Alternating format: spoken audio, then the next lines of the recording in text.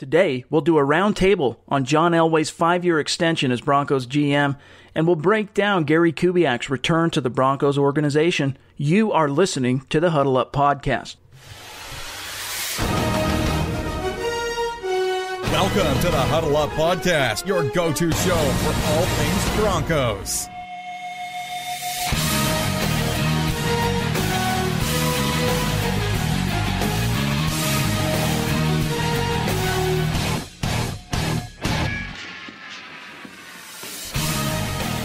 Welcome in, everybody, to the Huddle Up Podcast presented by Mile High Huddle. It is time to drop some knowledge and have a little bit of fun while we're at it. I'm your host, Chad Jensen, Scout Media, CBS Sports Digital. With me is Will Keys, editor and writer at Mile High Huddle, along with Carl Dumler and Nick Kendall, whom you all know quite well, and we'll introduce the fellas here in a minute. Today's episode is brought to you by Audible. Get a free audiobook download and a 30-day free trial at audibletrial.com/huddleup. Over 180,000 different titles for you to choose from for that free book you get with your trial, whether it's iPhone, Android, Kindle, or MP3 player. audibletrial.com/huddleup. This is a product I use each and every day on my commutes. I'm listening to a book. When I'm tinkering around in the yard or in the kitchen, I'm killing time listening to those books, and it allows me to get these books under my belt without actually having to sit down and turn the pages. So take advantage of it. It's a great way to support the show by giving it a shot. 30-day free trial. You get one free book. If you don't like it, you get to cancel. Go to audibletrial.com/huddleup. Now, we are here to give you a deep dive on your favorite team, the Denver Broncos, and we need your help. We can't grow without you. Make sure you take a second to rate and comment on the show, whether you're an iTunes subscriber or Stitcher. Very important to us growing the show and reaching new listeners. Follow the show on Twitter at HuddleUpPod and at Mile High Huddle. Make sure you're subscribing because training camp kicks off this week, which means Broncos football is back, y'all, in full swing, and you know we're going to be dropping knowledge on every tidbit of buzz that comes out of Dove Valley, and you're not going to want to miss a single episode. All right, now I want to touch on Elway's extension really quick. Of course, Broncos gave him a 5-year deal that reportedly makes him the highest-paid GM in the National Football League over Ozzie Newsome and over John Schneider in Seattle.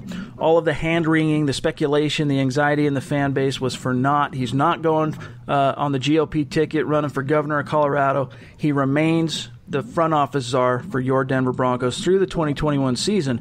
Now, quickly, guys, let's go around the table, get each fella's gut reaction to the news. Will, really quick, your thoughts on the John Elway news. Yeah, I mean, obviously, I think it's a tremendous deal. The results, the record, the accomplishments all speak for themselves. But it wasn't necessarily a foregone conclusion that Elway was going to be a terrific GM when the Broncos hired him. And I want to share with you guys an excerpt from an article that Mike Florio wrote for Pro Football Talk back in 2011 when the Broncos first signed Elway to their front office. So he said, this is January 5th, 2011, "Sorry, folks, but we remained very skeptical about this. Elway is getting the job without paying the dues. Watching film with his father and running an Arena Football League franchise isn't the kind of experience necessary to run an NFL team. And it's sort of an insult to the men who have earned their stripes by grinding for years, learning the business from the bottom up, and earning each next run on the ladder. It's almost as if Bolin and Ellis don't know what else to do. So they'll give the keys to a guy whose only real qualifications are his ability to throw a ball and the fact that sell tickets and or restore hope, false as it may be." So here's to another 5 years of proving Mike Florio wrong. Cheers.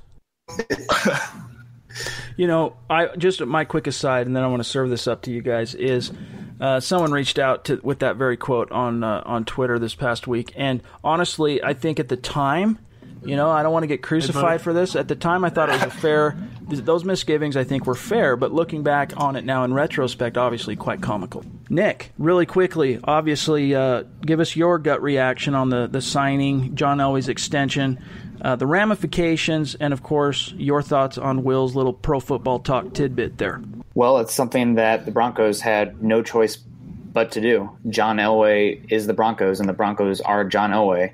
Since he's taken over the team, he's second in wins, second in regular season wins, tied third for playoff berths, and tied second in division titles, Super Bowl appearances, and Super Bowl wins. So we've had 73 wins since he's joined, and 2 Super Bowl appearances and 1 Super Bowl win. So he has been the man, and he has restored being the top dog in the AFC West, which was kind of getting tired there, being second or third for a while. But yeah, obviously the Broncos had to bring back Elway. I'm glad that he is not going to be running on any sort of political ticket. Stick with football. I hope he sticks with the Broncos for a while. Stick to sports. Stick to sports, as they like to say. Yeah. And I mean, great guy. I mean, he's not perfect by any means.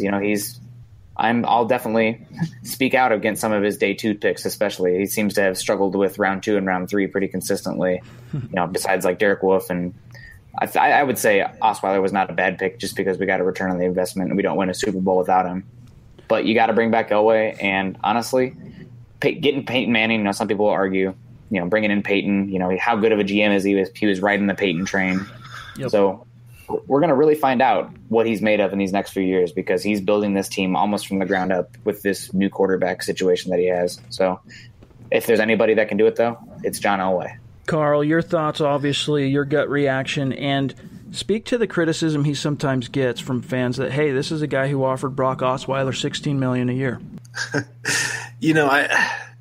It's amazing how many people focus on just the few negatives that a GM or a coach or anybody has and completely miss all the good things that they do.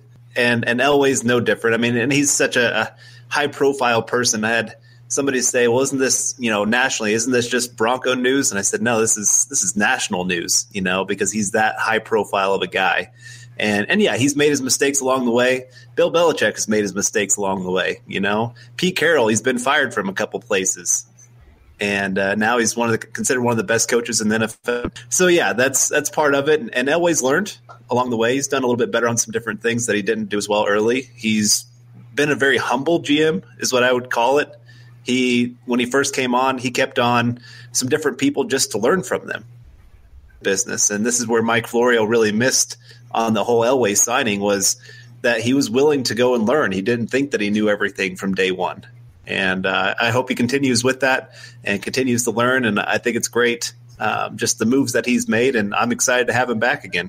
Will and I were talking about, just real quick before we move on to talk about Gary Kubiak, Will and I, on one of our most recent episodes, talked about the idea that John Elway has possibly some unfinished business as a GM, in that, he went out, he won a Super Bowl, he made it to 2 championships, won a Super Bowl with Peyton Manning, a free agent that he signed, obviously the biggest free agent in the history of the game, but perceived by many outside of Denver to be a mercenary type of move, obviously.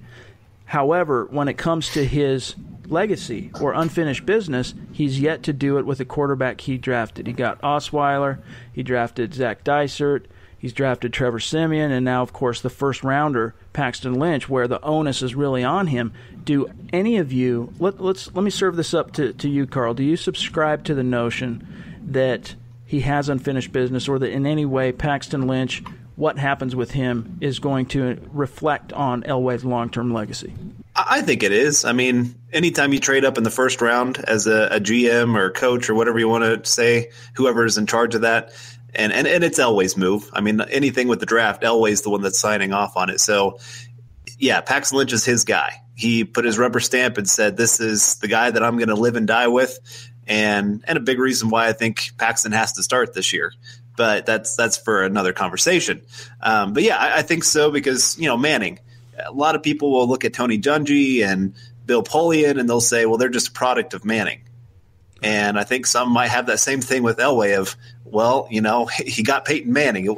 How hard is his job when, you have him on the team and free agents want to come here and take a pay cut just to play with Manning and have a chance at championships.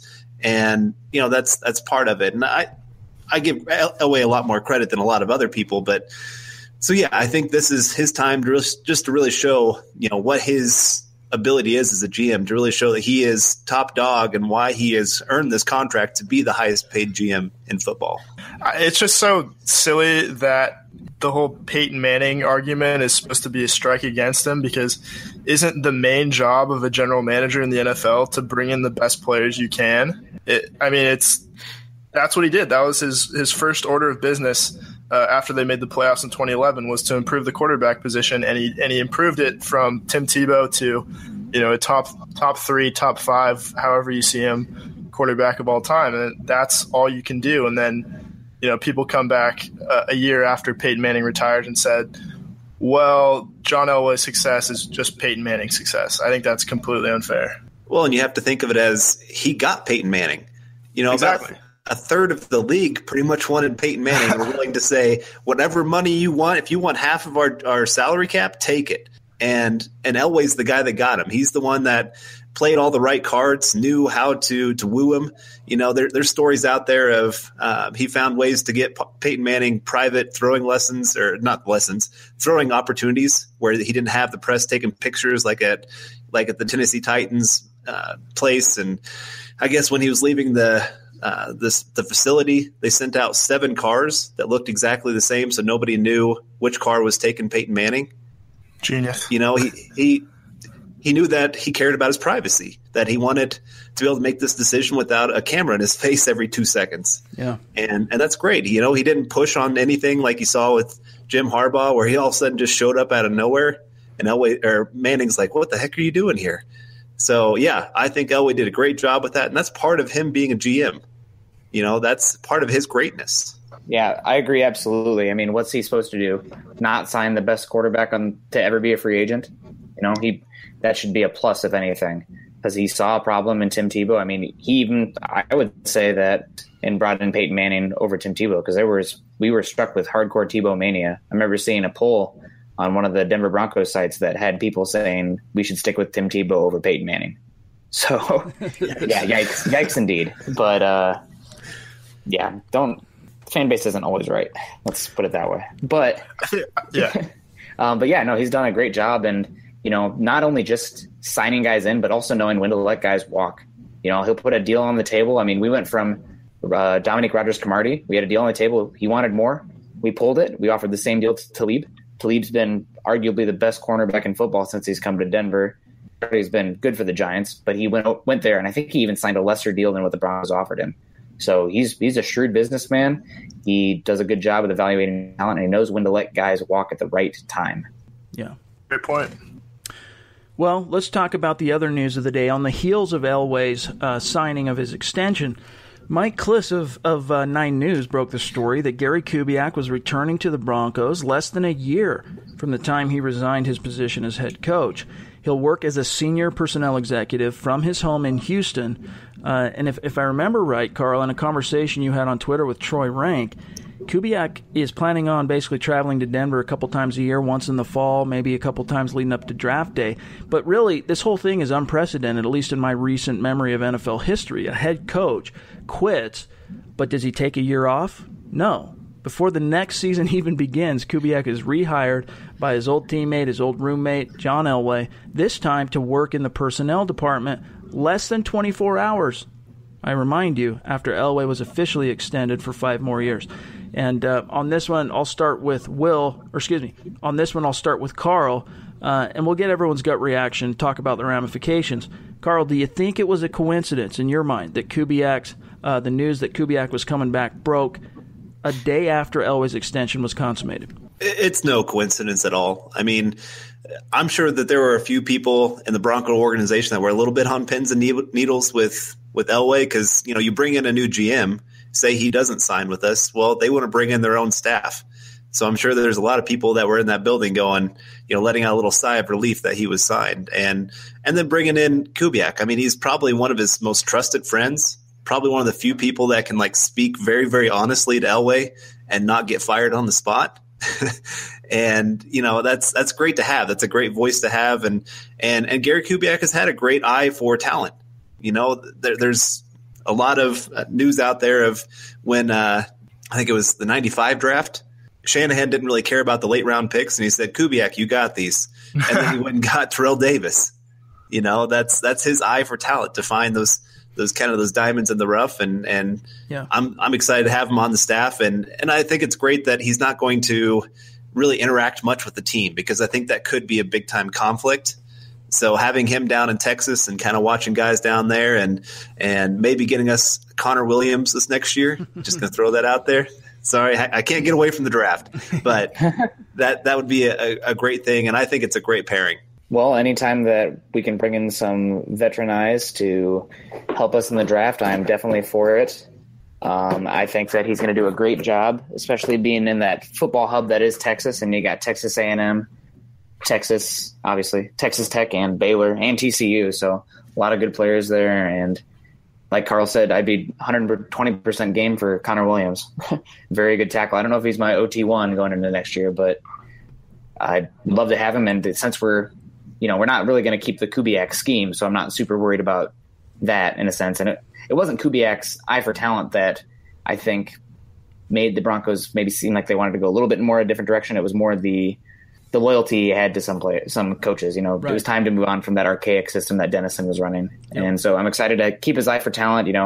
He's also just a through and through Denver Bronco, and I'm hoping that he can get us some good talent. Will, do you think that in any way Elway leveraged his, negotiations and by the way, I'm bringing Gary back? I mean, I think that's definitely possible. I think anything that John Elway wants, I think the Broncos are typically willing to accommodate that. But I think it brings up another point, and this is kind of something that got brought up in that Week 17 game right after Gary Kubiak announced that he was going to retire. But there are all these conspiracy theories popping up that he wasn't actually stepping down because of his health, or that he wanted to spend more time with his family or whatever. And I think this kind of dispels it a little bit, that Kubiak stepped down because there was a rift between him or Elway or whatever was going on, and that him playing Trevor Siemian in the second half of that Raiders game was kind of a big middle finger to Elway. Because I don't know about you guys, but I think if you're flipping the bird to your boss right as you leave the job, you're not doing it thinking that you're going to be hired a few months later in a different position. Fair point. Something else that's important to keep in mind as Bronco fans is the Broncos have never won a Super Bowl without Elway and Kubiak being on staff. So, Super Bowl's coming. That's right. That's what happens when these two get together. Yep. Well, we're excited for training camp to start on Thursday. We're tracking this episode Tuesday night, so we're less than 48 hours away from Broncos football officially being back and rocking and rolling, and we're looking forward to covering training camp in the preseason, and we're especially stoked for the 2017 campaign. But that's all the time we have for today's show. Will and I are going to get to the LA Chargers edition of Know Your Enemy, I promise, here within the next couple weeks. Stay tuned for that. Again, follow the show on Twitter at HuddleUpPod. You can find Will in the Twitterverse at WillKey6 and myself at Chad N. Jensen. Nick Kendall at Nick Kendall MHH, and Carl Dummler at Carl Dummler MHH. Tweet us your questions, all four of us. We'll try to address your concerns on the show as often as we can. And don't forget to subscribe, y'all. For everybody, I'm Chad. We'll talk to you soon. Mile High Huddle.